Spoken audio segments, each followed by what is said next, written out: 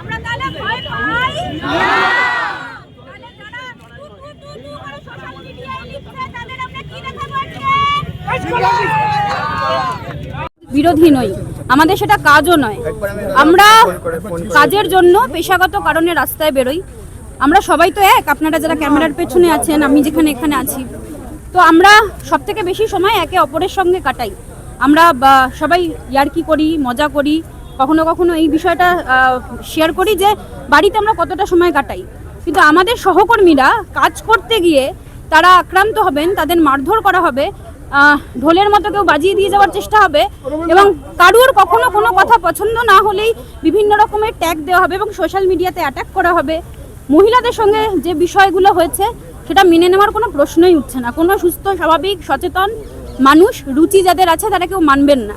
আমাদের ভাই বোনেদের হাতে, আমাদের সহযোদ্ধাদের হাতে, আমাদের সহকর্মীদের হাতে মানে তাদের গায়ে যদি হাত পড়ে এবং কারুর হাত মুচকে দেওয়া হয়েছে, কারুর জামা কাপড় ছিঁড়ে দেওয়া হয়েছে, মলেস্টেশন তাহলে কাকে বলে? অন্য সময় আমরা মোমবাতি নিয়ে মিছিল দেখাই, আর আমাদের সহকর্মীরা শুধুমাত্র সংবাদ মাধ্যমে কাজ করছেন বলে তারা মহিলা নন, তাদের সম্ভ্রম রক্ষা করার দায় কারুর নেই। আমাদের পুরুষ সহকর্মী, আমরা যদিও আমাদের প্রফেশনে এটা ভাবিই না কখনো যে কে পুরুষ কে মহিলা, কে কোন জায়গা থেকে এসছেন, কিন্তু আমরা এখন সবাই এক। যদি কেউ ভবিষ্যতেও ভাবেন, তবে এভাবেই আমরা পথে নামবো। আমরা আমাদের প্রতিবাদটাকে আজকে শুধুমাত্র রেজিস্টার করালাম, কারণ এটা চলতে পারে না। যারা এসেছিলেন, যদি ভিড়ের ক্রেডিট কেউ নেন, তাহলে ওই ভিড়ের মধ্যে হুলিগানিজম যারা করলেন তাদের চিহ্নিত করতে হবে। আমরা অবাক হয়েছি, কেউ তো দায় নিলেন না, উল্টে সাংবাদিকরা কেন বলছেন, সাংবাদিকরা কেন মিছিল করছেন সেই নিয়ে প্রশ্ন তুলছেন। প্রশ্ন আমরাও তুলছি যে এই চিহ্নিত দোষীরা এরা কি ছাত্র ছিল? কেন সংবাদ মাধ্যমের গায়ে হাত দেওয়া হবে? এবং সংবাদ মাধ্যমের গায়ে হাত দেওয়া মানে তার প্রতিবাদ হবে, এবং এভাবেই আমরা সবাই প্রতিবাদ করব। সোশ্যাল মিডিয়াতেও অনেক রকম আমাদের সহকর্মীদের থ্রেটনিং করা হচ্ছে, মেসেঞ্জার বক্স বা বিভিন্ন জায়গায়। কাউকে ছাড়া হবে না, আমরা অন্তত সেটা হতে দেবো না, এবং আমরাও সেই নজরদারিটা আমরাও আমাদের তরফ থেকে এবার চালাচ্ছি। 12 জনের বেশি গ্রেফতার হয়েছেন, এবং এই গ্রেফতারির সংখ্যা অবশ্যই আরও বাড়বে, কারণ ওই দিন ঘটনায় ওই স্পটে আমরা তো দেখতে পাচ্ছি যে কারা কারা ছিলেন।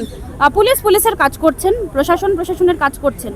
আমরা আমাদের যে প্রতিবাদটুকু করার সেই প্রতিবাদটুকু করেছি, এবং আবারও বলছি, ভবিষ্যতে কেউ যদি মাথাতেও আনেন তাহলে এই প্রতিবাদটা হবে এবং গোটা রাজ্য জুড়ে হবে। এটা কলকাতা, এটা বাংলা, এখানে এই ধরনের কোনো রকম ঘটনা আমরা সংবাদ মাধ্যমের কর্মীরা কেউ আমরা এটা মেনে নেব না। দিদি, আমরা যাদের পাশে সবসময় দাঁড়াই, কিছুদিন আগেও আমরা শিক্ষকদের সামনে চাকরিয়ারা শিক্ষক, সেই মানুষগুলো চুপচাপ উল্টে আমাদের কটাক্ষ করছে।